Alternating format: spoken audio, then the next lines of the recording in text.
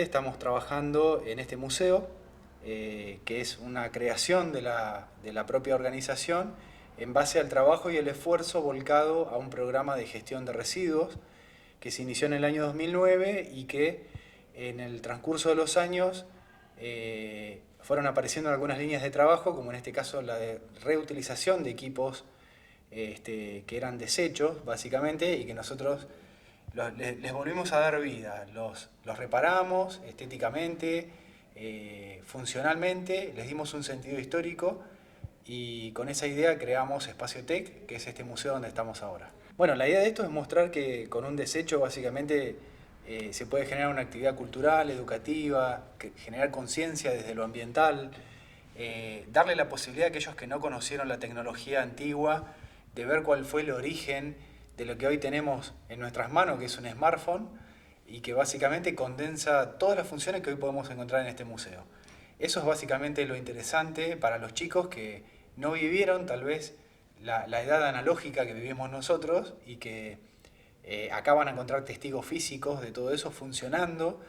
Y nosotros lo que intentamos es que la experiencia de poder utilizar una máquina de la década del 70 o del 80 no lo van a volver a vivir a menos que ingresen a un espacio como este y tengan esta posibilidad, esta opción de revivir aquello que vivimos nosotros cuando fuimos jóvenes y que de algún modo introduce a los chicos en la historia, digamos, de la informática desde sus inicios hasta la actualidad. Acá tenemos algunas computadoras, de las primeras que hemos conseguido nosotros, al menos.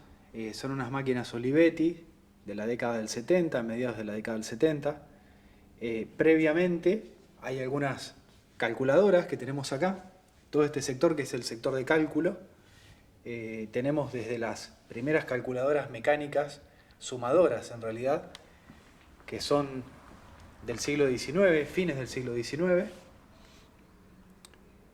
verdaderos testigos del avance tecnológico de ese momento, en el cual la necesidad transcurría por acelerar los tiempos del cálculo en distintas operaciones, como pueden ser desde actividades ligadas al censo o a actividades contables dentro de las industrias o de empresas, en la mayoría de los casos reparticiones del Estado.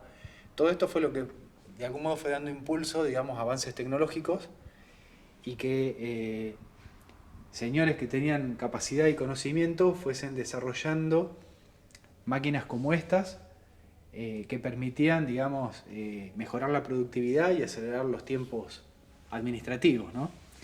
Este es el sector de cálculo. Ya pasamos al sector de las primeras máquinas informáticas. Acá tenemos una VAX 11780, que es también una máquina ligada a la actividad científica, tecnológica. La podemos abrir inclusive para que se vea por dentro. Esto era una computadora vista directamente en su interior. Estas son las fuentes, estas son las memorias. Este es el módulo donde se colocaba el disquete de 8 pulgadas, básicamente, que era el disco de arranque de esta máquina. Por allí nosotros vivimos la edad de los discos 5 1/4, pero estos son disquetes de 8 pulgadas, que son aún más antiguos. Y básicamente se colocaban en esta unidad.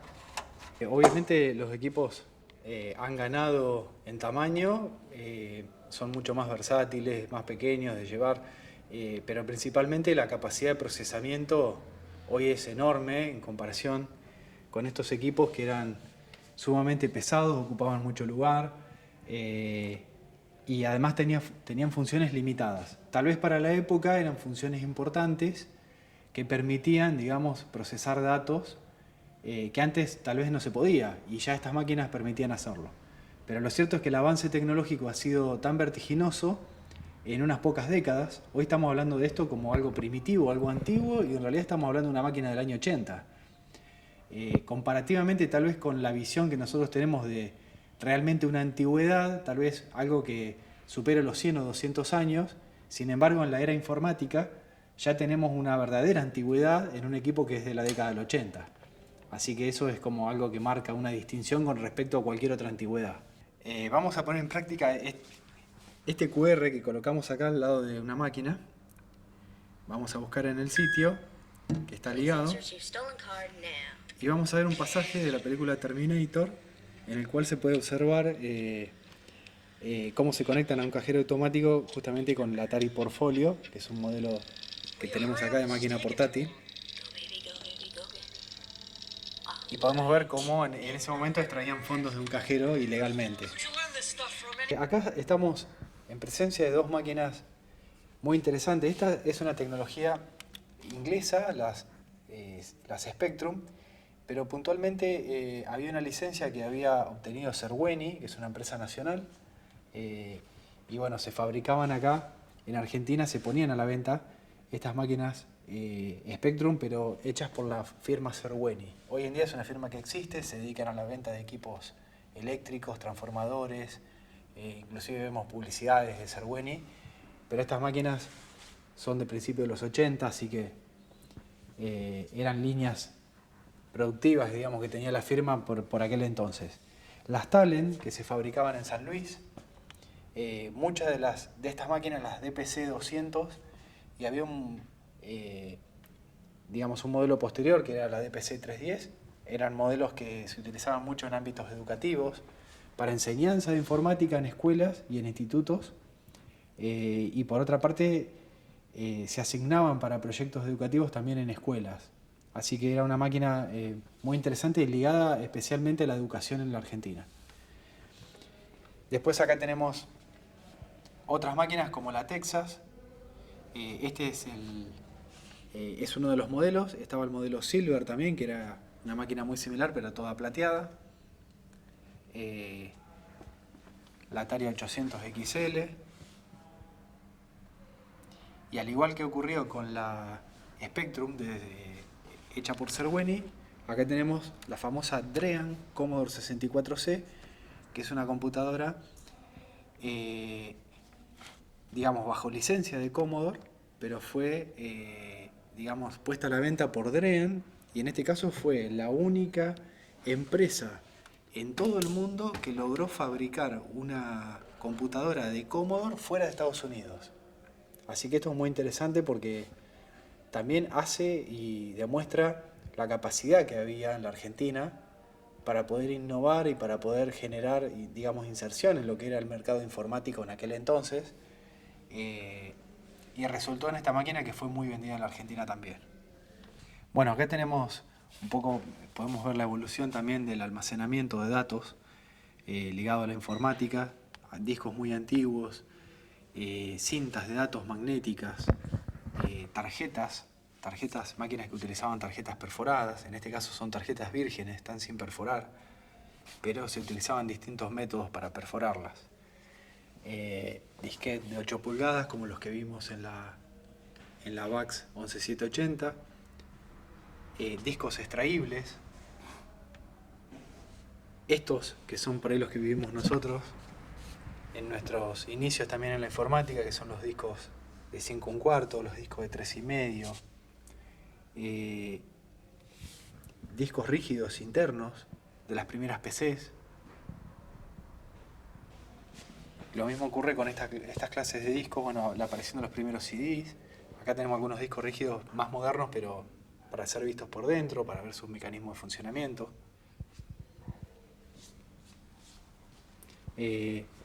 No sé si recordás los zip, las famosas ziperas, que eran discos que tenían mayor capacidad, hasta de 100 megas, algunos hasta de 200 megas. 200, 250 megas de almacenamiento, que era una locura para ese momento. Así que acá podemos ver un poco esa evolución. Acá tenemos algunos equipos también que han sido donados por el CONICET, en algunos casos, que son computadoras que están más dedicadas a lo que es el procesamiento de imágenes, como esta Onyx de la Silicon Graphics, o la Evans Sutherland, que es una marca que hoy hacen desarrollos para el ejército norteamericano, hacen simuladores, cines en 3D. pero en aquellos años, digamos, se habían iniciado para lo que era el procesamiento de imágenes ligado a la informática. Después, bueno, acá tenemos algunas máquinas portátiles, pantallas de fósforo, muchas de ellas.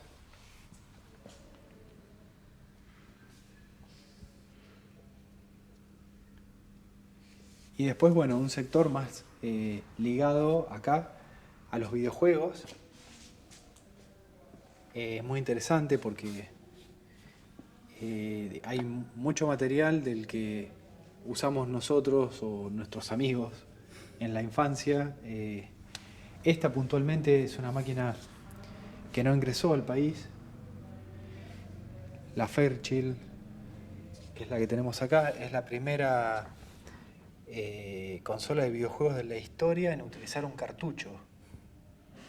Esta máquina nosotros la trajimos a Estados Unidos, una máquina que funciona, que la tenemos en funcionamiento. Fíjense los joysticks, qué cosa rara, ¿no? Pero bueno, era el formato que tenían. Estas máquinas se fabricaban acá, estas que tenemos acá, las Telematch, las Telegol, las Magiclick, son computadoras aplicadas, digamos, a una consola de videojuegos, las Grundig. En algunos casos utilizaban, por ejemplo, Magiclick. Esto lo pusimos adrede acá porque se ve cómo la carcasa que utilizaban para una calculadora científica, marca Magiclick, era utilizada para fabricar el joystick de la consola de videojuegos. La misma carcasa. Y estas máquinas Telematch también tenían unos joysticks bastante primitivos, poco analógicos y amigables, digamos, con la mano de quien tenía que operar la máquina, pero... Y esta directamente no tenía joystick, se operaba desde la misma consola. Así que son máquinas que también muestran un poco la evolución de los videojuegos. La Edu Games, la Atari 2600, digamos, son máquinas muy interesantes también. La Edu Games particularmente tuvo mucha venta en la Argentina. Era un clon de la Atari 2600. Y después, bueno, acá en este sector ya tenemos máquinas que los fines de semana, cuando nosotros abrimos, están todas en funcionamiento, tenemos la mayoría de las máquinas funcionando. Y tanto chicos como adultos vienen para disfrutar un rato y poder utilizar las máquinas. Principalmente todas las tenemos cargadas con juegos de la época. Y bueno, es interesante porque el museo permite que vengan 3 o 4 generaciones distintas y puedan hacer el mismo disfrute del lugar, a pesar de la diferencia etaria, de franja etaria que hay entre un segmento y otro. Entonces vienen a veces sus abuelos con sus hijos y sus nietos y cada uno se referencia en un sector distinto del museo y pueden contar alguna historia detrás, simplemente disfrutar, operar una máquina, compartir algún recuerdo, que eso es lo interesante. Pero el espíritu, básicamente, que nos impulsó a hacer este museo es crear un museo vivo. Nosotros queríamos salir del concepto de la máquina detrás del vidrio, de mirar esto pero no poder tocarlo. Acá nosotros queremos que la gente venga y toque las máquinas y las opere y se lleve una experiencia detrás. No se lleve solo una foto, una imagen de lo que ve detrás de un vidrio. Queremos que se lleven una experiencia, que se sientan satisfechos con eso y que vuelvan.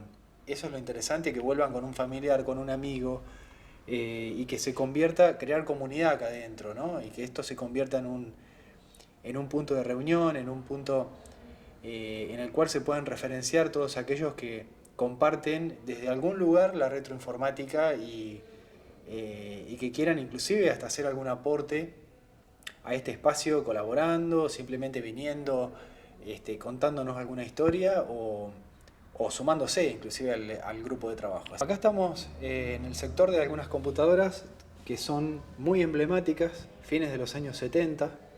Aparecen la TRS-80, la RadioJack, la Commodore PET, en este caso es un modelo europeo de la Commodore PET, son dos modelos muy similares, distintos pero muy similares. La verdad es que hay muy pocas máquinas de estas dentro del país, puntualmente de estas Commodore. Fueron máquinas muy interesantes para su época y que hoy en día siguen siendo un objeto casi de culto para los coleccionistas. Así que tener dos ejemplares, tenemos inclusive alguna más, acá en el museo es muy interesante, digamos, para nosotros. Y como están funcionando las máquinas, además es interesante que las puedan operar los usuarios que vienen acá al museo. La TRS-80 de Radio Shack también es una máquina muy interesante. Y después acá en este sector ya ingresamos en lo que son las home computer, computadoras hogareñas, ya en la década del 80. Partimos con algunas de la década del 80, fines de los 70, década del 80, principios de los 90. Y acá hay marcas que se destacan, como Commodore 64, la máquina más vendida de la historia, Atari, toda la línea de Spectrum. Hay algunas computadoras como estas, que fueron computadoras que obtuvimos por canje con el Museo de Cambridge. Tuvimos la suerte de que un integrante de la organización viajara a Inglaterra y tomara contacto con el personal que administra el Museo de Cambridge de informática. Nosotros llevamos algunas máquinas nuestras, y hicimos un intercambio y bueno, ellos nos mandaron estas máquinas de allá, así que bastante importante para nosotros también contar con máquinas que ni siquiera han ingresado al país.